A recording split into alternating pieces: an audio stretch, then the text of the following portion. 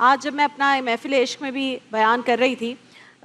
مولا علی کہہ رہے ہیں کہ جب میں آ رہا ہوں وہ لوگوں سے خطاب کر رہے ہیں اپنے دور خلافت میں، امیر المومنین ہے کہ میں جس سواری پر آ رہا ہوں، جو میں نے پہنا ہوا ہے لباس، اگر اس کے علاوہ جاتے ہوئے کچھ زیادہ ہو تو سمجھو میں نے خیانت کی ہے۔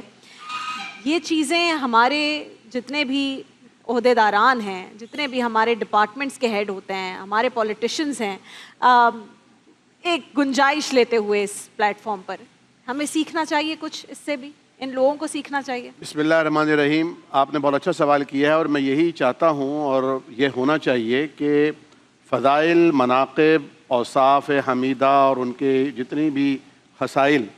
ہیں وہ تو اتنے ہیں کہ گویا سورج کو چراغ دکھانے کے مترادف ہوں، اور اگر ہم سب کے سب کئی دن اور مہینے لگا کر بھی ان کے فضائل اور اوصاف اور خصائل بیان کریں تو ان کا حق تو ادا ہو نہیں سکتا۔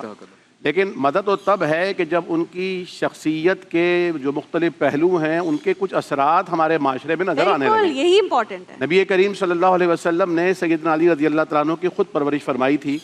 اور آپ کی ایک رفاقت اور آپ کی ایک صحبت اور آپ کی سرپرستی میں وہ جوان ہوئے تھے۔ یہی اثر تھا نبی کریم صلی اللہ علیہ وسلم کی، کیونکہ آپ کی وجہ شہرت بھی امین ہے اور آپ بطور امانت و دیانت شہرت رکھتے تھے نبوت سے قبل بھی، تو یہ حضرت علی رضی اللہ تعالیٰ عنہ کو بھی یہ ملکہ حاصل ہوا تھا۔ اور آپ دیکھیے کہ وہ جو ہجرت والی رات تھی جب اللہ کے نبی صلی اللہ علیہ وسلم نے، آج تو ہمارے معاشرے میں حال یہ ہے کہ ہم اپنوں سے اگر قرض لیتے ہیں تو ادا نہیں کرتے، اگر امانت رکھا دی جائے تو اسے لوٹانے کو ہم تیار نہیں ہوتے، اور یہ جو عہدے ہیں، یہ جو مناصب ہیں، یہ بھی امانت ہیں۔ نبی کریم صلی اللہ علیہ وسلم سے پوچھا گیا کہ قیامت کب آئے گی، اور آپ نے پھر یہ سوال حضرت جبریل کو رکھا تو انہوں نے فرمایا کہ اس کی نشانی بتا دیتا ہوں آپ کو، اذا زیت الامانہ، جب امانتیں ضائع کر دی جائیں گی۔ آپ نے فرمایا یہ امانتوں کا ضائع کرنا کیا ہے، تو فرمایا اذا وسد الامر الی غیر اہلہ، جب نااہل لوگوں کے حوالے یہ عہدے اور مناصب کر دیے جائیں گے۔ تو یہ بھی ایک بد امانتی ہے اور یہ خیانت ہے کہ لوگوں کے ووٹس جو ہیں وہ ضائع ہوتے ہیں اور ان لوگوں کو بٹھا دیا جاتا ہے جو اس کے اہل نہیں ہوتے۔ حضرت علی رضی اللہ تعالیٰ عنہ کو اس رات بستر پہ لٹایا تھا جس رات سارا عرب، یعنی تمام جو قبائل عرب تھے مکہ کے بالخصوص، وہ سب کے سب تلواریں سونت کر باہر کھڑے تھے اور سب نے یکبارگی حملہ کرنا تھا۔ اور اس کی حکمت یہ تھی کہ جب سب یکبارگی حملہ کریں گے تو سب کے اوپر پھر خون بہا ہوگا، تو بنو ہاشم کس کس سے حساب لیں گے، قصاص لیں گے۔ چنانچہ حضرت علی رضی اللہ عنہ کو لٹایا اپنے بستر رسالت پر اور فرمایا کہ یہ امانتیں ان کے جو مالک ہیں ان کے حوالے کر کے مدینہ چلے آنا۔ اور وہ امانتیں مسلمانوں کی نہیں تھیں بلکہ انہی جانی دشمنوں کی تھیں جو آپ کے اور آپ کے خانوادے کے خون کے در پہ تھے۔ حضرت علی رضی اللہ تعالیٰ عنہ نے پھر وہ امانتیں ان کے حوالے کی۔ تو یہ ہمارے لیے ایک معیار ہے اور ہمارے لیے ایک میسج ہے۔ حضرت علی رضی اللہ تعالیٰ عنہ، آپ دیکھیے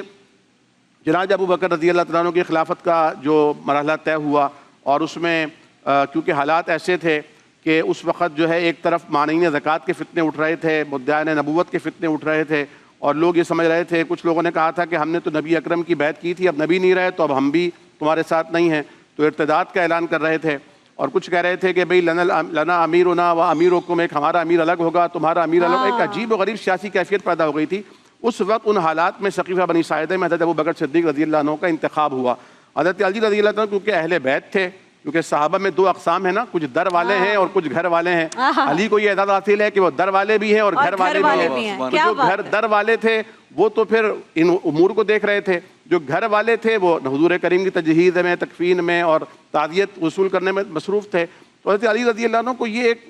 ایک یعنی دل میں ان کے ایک خیال تو تھا کہ تم نے مجھے مشورے میں شریک نہیں کیا، لیکن حضرت علی رضی اللہ تعالیٰ عنہ نے اس کے خلاف کوئی آواز نہیں اٹھائی۔